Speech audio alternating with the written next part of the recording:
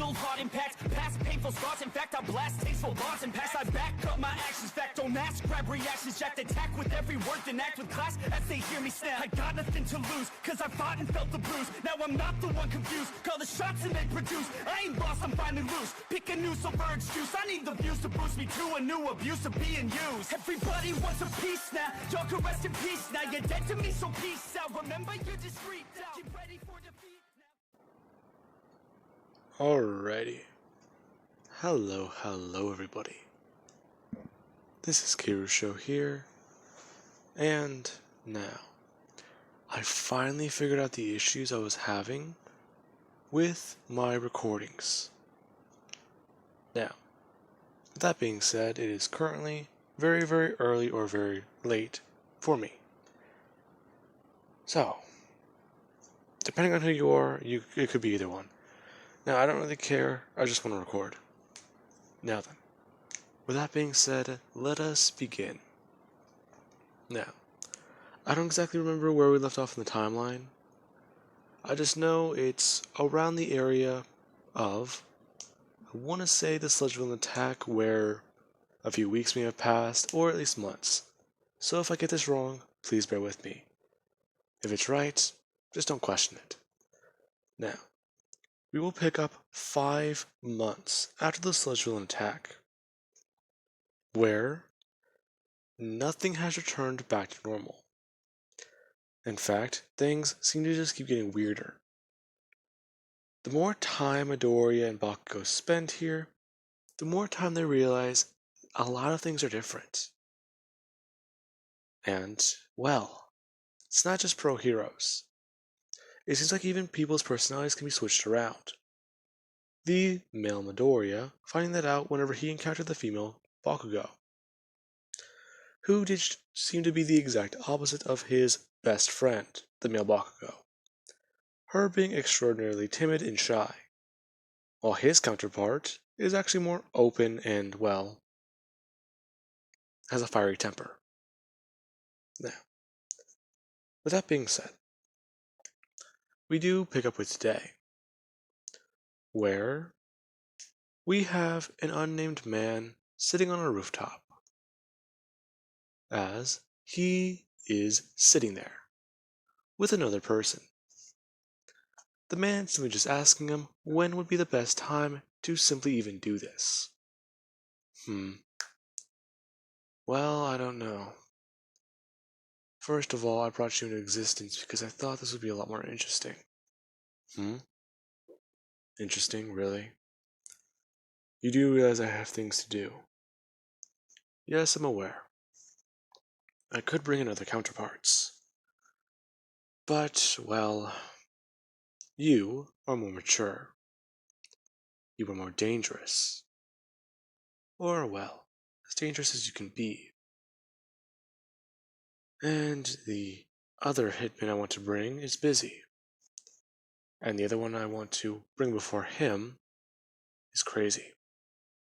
The fuck are you talking about? Do not worry about it. I'm going to erase you, and then you'll forget this. Go back to your timeline. He hasn't created it yet. What? Can you at least tell me what's going on? Ha. I want you to cause a little bit of chaos, cause a little bit of mischief. And I want these 4 to be aware of it. Why? To entertain me, of course. I still don't get it. Couldn't you just do this yourself?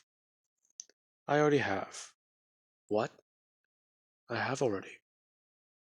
In fact, I've done this before. I've done this with the crazy one, the serious one, and I'm doing it with you now. The unpredictable one. Alright, still. If this is going to happen, then you better at least pay me. Oh, trust me, I'll pay you. I'm the reason why you exist. So consider that my debt paid enough already. Whatever. Now, the man on the rooftop is sitting there, with a leather jacket and a hood on his head, as he does just simply think, let's see. Torch the apartment, him going through different scenarios on his hand. The person there looking down at this man sitting down, as they go floating over the edge, explaining to him that he can't kill them. Him then getting rather annoyed, and deciding that he does know the perfect way to get their attention, as he does ask for the materials. And the man does say that he'll get them for him. Now, that being said, we do have later, where these four, the male and female counterparts, do leave the apartment, as they are heading to school. Now, what does happen here is quite simple. Now, these four, they would arrive at their school, and before they actually do walk through the gate, they are talking with each other. The female bakugo actually talking with the male Izuku, and vice versa with the other two counterparts. Midoriya actually asking Katsuki if she's still having trouble with people at the gym. Her actually saying that she's actually not encountered anything like that. She went back to that place last week to see if anything was still going on. They didn't say that she was banned, and they didn't say that he was banned. And she asked about those muscle heads. Apparently the police caught them and arrested them. They were also put on the wall of shame and banned forever. The male Midoriya laughing at that, while the male Bakugo is actually looking over at them, kind of confused.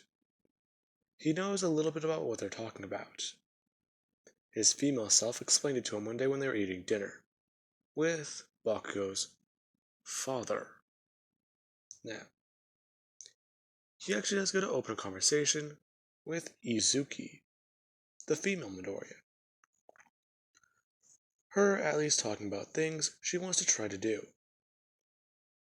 And well, she's talking about how she does actually want to go to the mall and try out some different shops that she has seen there. And she does actually turn to Bakugo, the female version, and ask her if she would like to go. The moment she actually does open her mouth, the school explodes. And all of them just simply look at that. The female Izuki actually going to throw up her hands and make a barrier, while the two Bakugos actually do get ready to create explosions. Now, a piece of rubble actually does go flying at all of them. And the female, Izuki, she does actually throw up her barrier and protect them from the blast, or at least the piece of rubble by catching it. The moment she does, she actually does feel an immense amount of strain on her body, before the two Bakugos blast away the rubble.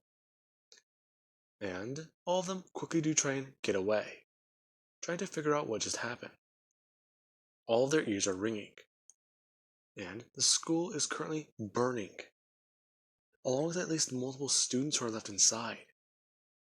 Now, somebody does actually come walking around the corner of the school gate, and he does look at all of them, as the male Midoriya is the first one to spot him, turning and looking at him, as his eyes do widen and he looks confused, as there stands himself. What the fuck? Bakugo? What are you talking about, nerd? Bakugo, I'm being serious. Dude, Izuki's hurt. Look at her. She's bleeding.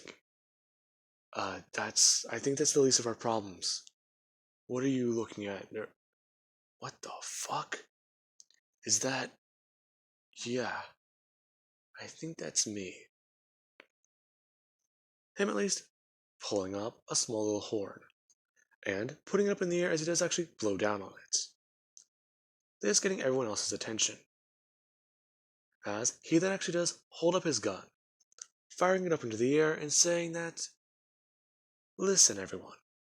He's been instructed to cause a little chaos, and he's gonna do what he's been told. Hmm. What? How did you get here? Oh, trust me, my employer won't allow me to say so. The moment I do, snap. I'm gone. I die. Worse, actually, I think. I don't know. All I know is I'm here. What? That doesn't make any sense. Him walking forwards, and saying that it doesn't really have to make sense. He just has to keep the big guy entertained. Now, with that being said, this would be where he actually does begin to start walking towards them. And he does actually go to spray bullets at the ground around them. As Izuki, she actually does have her eyes closed and she's waiting. As she does actually whisper to, well, Katsuki to move out of the way. To which she actually does, jumping in front of her male counterpart and holding him back. As he does step directly up close to them. As he's right in front of them, he does inform them that they all really should have just ran. And that would have been a whole lot easier. Male Midoriya actually with his hand by his leg or behind his leg, creating a small fireball. And saying that it doesn't make any sense though. What is he talking about? You don't know? The reason why you're here. What? Yeah. The entire reason. Many of us are here. Come on. You can't be that oblivious. He must have told you, right? He? Okay. Perhaps I did say too much. I'm going to pull up the gun. As Izuki, she actually does open her eyes and throw up both of her hands. As this guy, or the older Midoriya, is sent flying. And he actually does take a lot of damage from this. Him being sent flying over the middle school as it does burn. As Izuki is helped up onto her feet. And they do run. Now, they're all trying to figure this out. How? Why? Someone's responsible for this? Now, with that being said, this is quite interesting. And they do need to start piecing this together. Them finding a place to hide. Along with actually the female counterparts getting calls on their phone. Panicked parents on both ends of the line, asking where they are. Them explaining that they are perfectly safe, and they don't know what's happening. Now, this is whenever, for a split second, that panic goes away. And the male counterparts of the parents are confused as to why they're on the phone, asking why they're not at school. This being confusing. Both the female counterparts explain that the school got burned down. What a silly little trick. Trick? What are you talking about? The school did blow up, we saw it. I have a... Yuzuki, bring her hand up. And find that there's no blood on her face. What the hell, it was dry. Now, this is where Midoriya, the male counterpart, actually does do something risky. He goes to the roof and looks out where the middle school area should be. There should still be smoke from it burning. Even then, there was a huge cloud of it everywhere. And he looks around. No smoke. However, he does actually see in the distance of a rooftop a man standing there. And then there is a loud shot. This Midoriya, confused for a second, before he actually does see the dot on his shoulder. A bullet whisking straight through his arm. As he screams and falls to the ground. Now, the female bakugo does run to the top of the building. After hearing the scream, the male bakugo right behind her. Now, she blasts straight through the door The moment she does, she sees Midoriya clutching his arm. His shirt and jacket covered in blood. Midoriya quickly shouting at them to stay on the ground. Now, they're both confused. However, as soon as a red dot does actually appear on Katsuki's chest, she immediately just jumps backwards, blasting back down the stairs, smashing into her male counterpart. The two go tumbling, as the bullet is sent flying into the wall and almost hitting her. Now, both the two are simply just sitting there at the bottom of the staircase, or at least at a small midway section, halfway up. The male bakugo, angry and pissed. Why the fuck did you just do that? Because a bullet would have hit me otherwise. Her pointing upwards, saying, look, there's a sniper. The hell? He knows where we are? I don't know. Itsuki's bloody nose? And I didn't smell smoke whenever I was out there. What? Are you serious? Now, Midoriya, he actually has come crawling in, looking at them, telling them that it doesn't make sense. The school's not on fire anymore. You're joking, right? Now, this is whenever the man in the leather jacket does actually come walking up behind them. Or behind this Midoriya, the male one.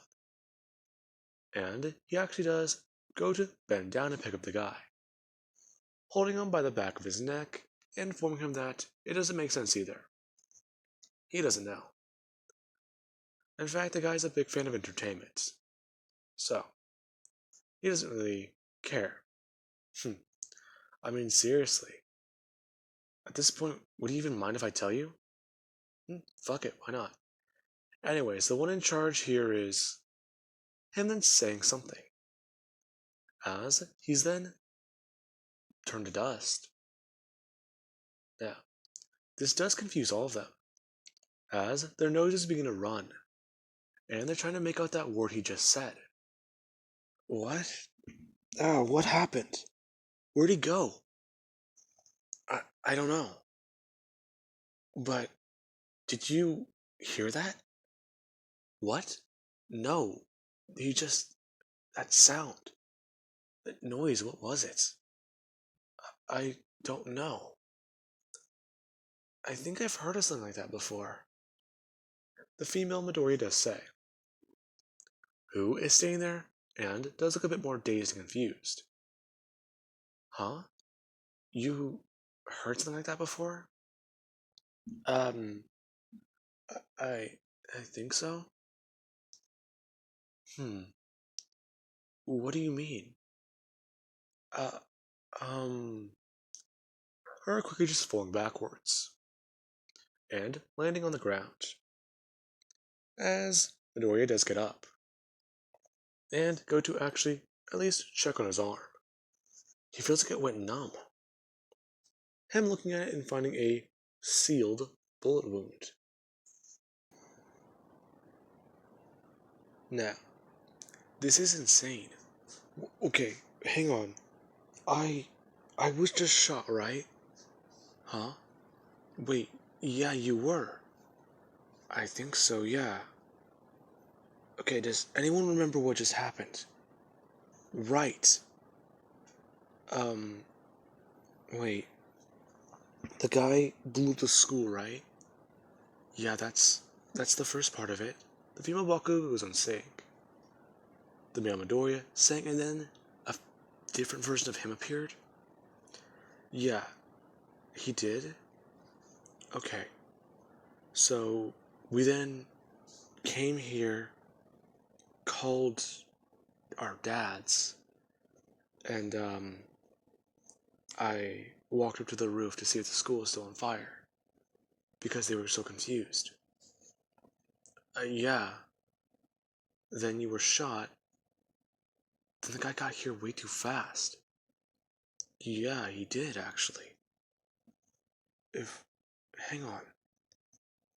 He would have been 10, 12 blocks away. Something like that, right? I think so. I was still able to see him, though. So, like, 4 or 5 probably? But even then, the guy's just teleported basically. Or was that his quirk? I don't know. Then he said something, that noise he made. Whatever it was, it just made him disappear. Uh, yeah, I think that's what happened. And then Izuki, the male Bakugo, jumping up.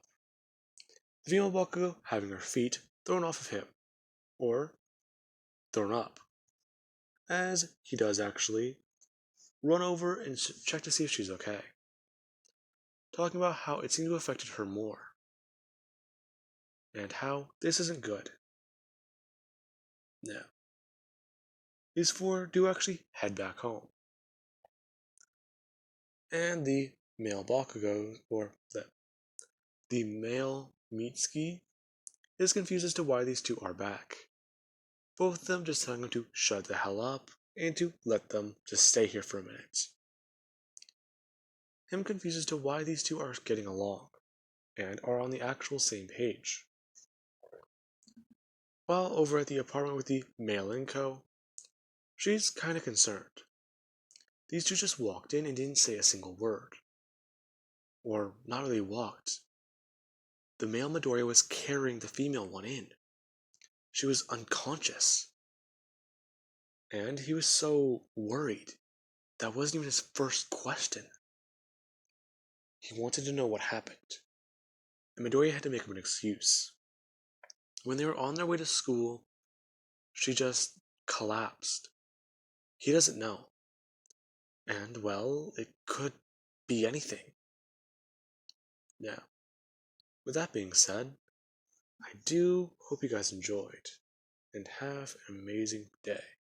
I'll catch you guys in the next part.